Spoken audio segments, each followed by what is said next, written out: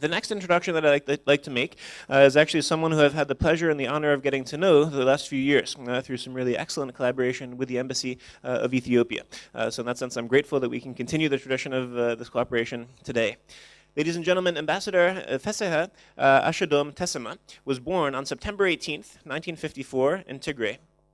He completed his high school in the Queen of Sheba Comprehensive High School, Adwa, Ethiopia.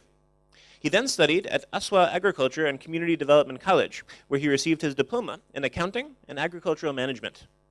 Following, he got his Associate Arts and Science degree on May of 1983 from the Moscow Agricultural College, Bachelor of Arts in Public Management from Illinois Central College, and a Diploma of Public International Law from the University of Amsterdam in 1994.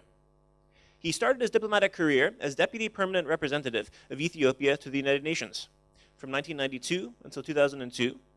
From 2002 until 2006, he was Minister, Head of Political and Economy Diplomacy at the Embassy of Ethiopia in Washington, D.C., Chargé d'Affaires at the Permanent Mission of the Federal Democratic Republic of Ethiopia to the United Nations, and Ambassador Extraordinary and Philanthropy at the Embassy of Ethiopia, Tel Aviv, from 2006 until 2010, before he then took his current position to be the Ambassador to the Federal Republic of Germany in March of 2011.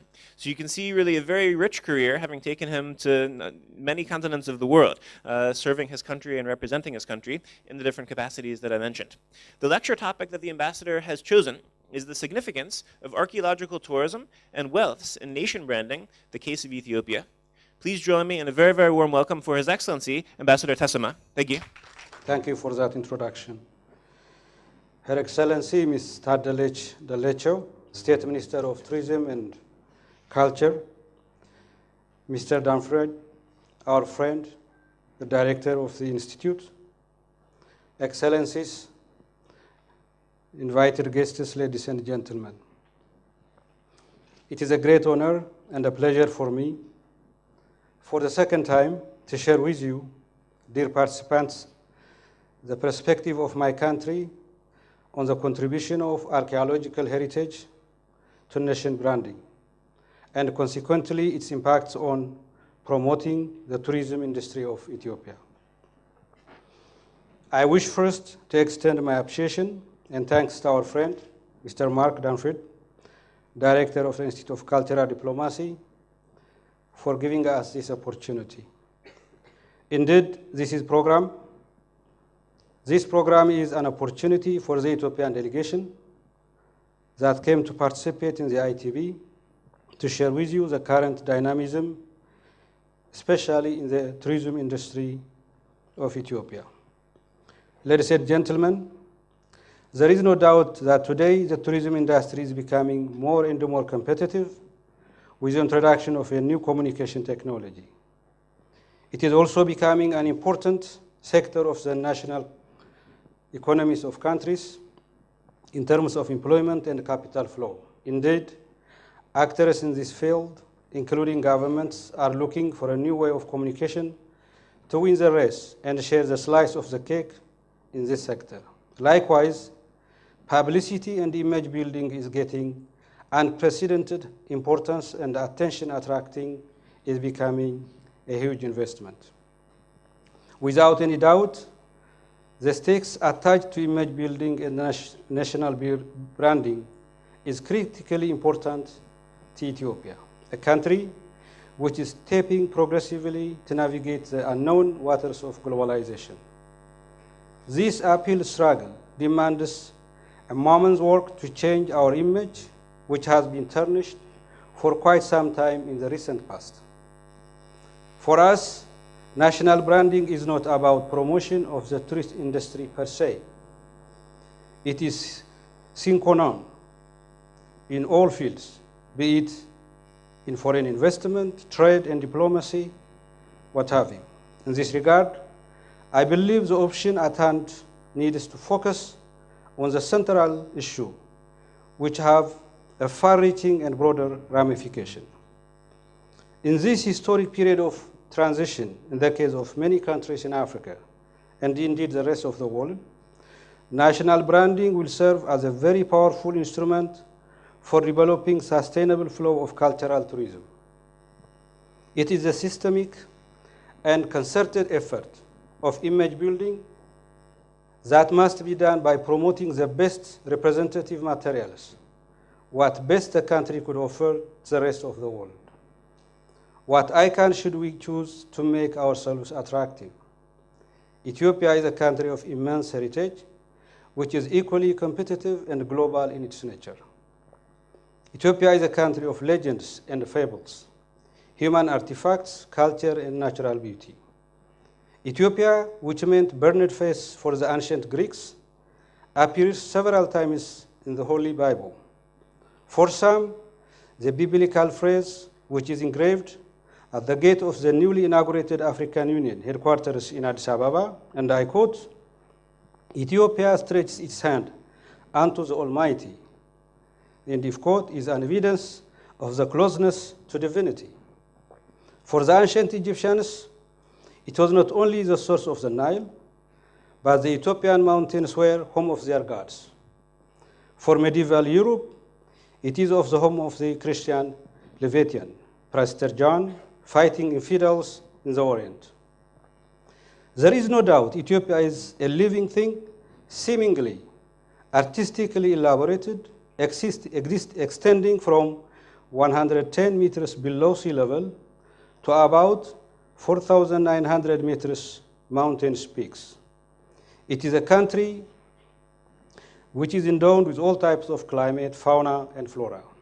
Excellencies, distinguished ladies and gentlemen, Ethiopia's heritage of archaeological wells is also diverse. It includes both human artifacts and human fossils.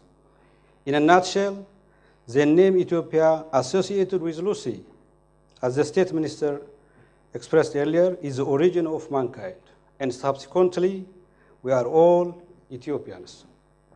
I am sure you might have observed Lucy, the precious icon or fossil on earth, is today in the textbooks of each and every country. And indeed, its discovery has brought a new resonance on the image of Ethiopia. Aksum, a small town in northern Ethiopia, is currently in the news after a British archaeologist discovered the gold mines of the legendary Queen of Sheba.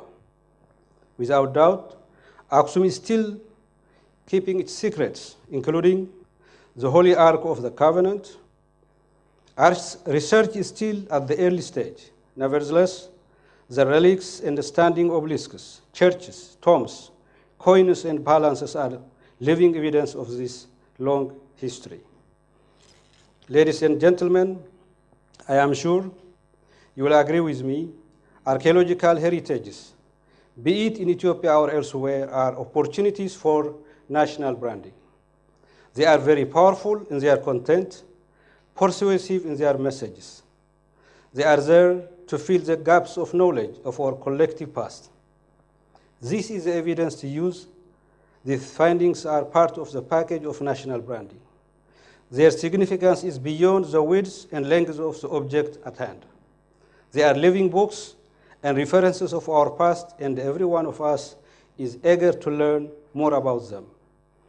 It also indicates the unity of mankind, which contribute to mutual tolerance and intercultural understanding.